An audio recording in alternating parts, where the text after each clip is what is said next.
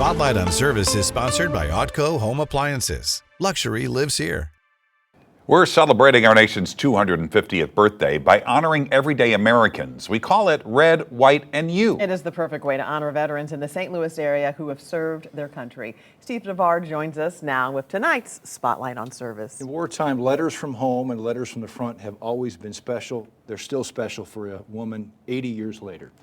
Barbara Richter's father, Frank Fischer, served as an Army medic on the front lines in World War II after enlisting in 1943. She was only a year old when he was seriously wounded in France. He survived and returned home, but never spoke to anyone about the war. He died of cancer when Barbara was only 9. A recent rediscovery of dozens of letters that Frank wrote to Barbara's mother has given Barbara some long overdue insight into her father's service and his love for family. Yeah, this was written in August of 1944. Honey, when I see all these hardships and suffering, I am always thankful that my dear ones live in the United States. If my being away from you for a while will in any way help prevent anything like war to befall our homeland, I am willing to make the sacrifice. A person just can't imagine what it's like until you see it, and I have seen but very little. Does that make you proud when you read that? Yes, it's the kind of man he was.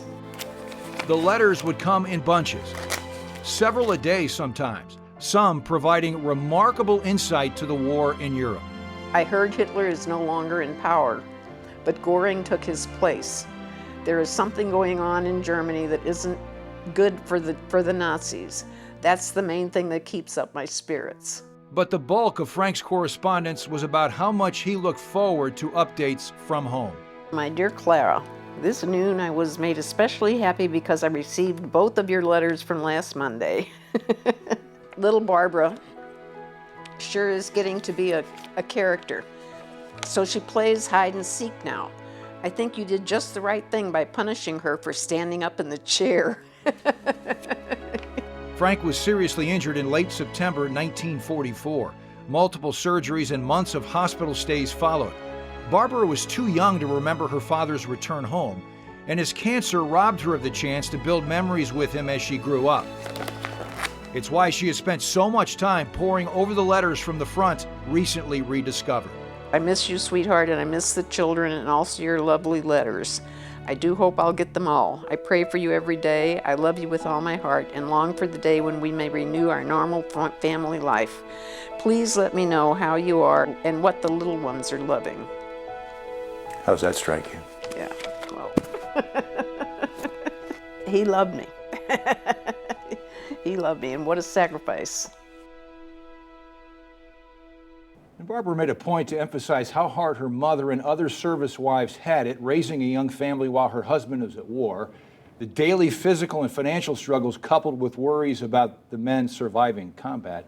And Kelly and Mike, Barbara says the memories she has of her father are great. When she was a very little girl, young girl, he was a very loving father. Of course, she would have loved to have more memories in her teens. I can't believe, we were talking about this off camera, how well he wrote on the front lines of a war.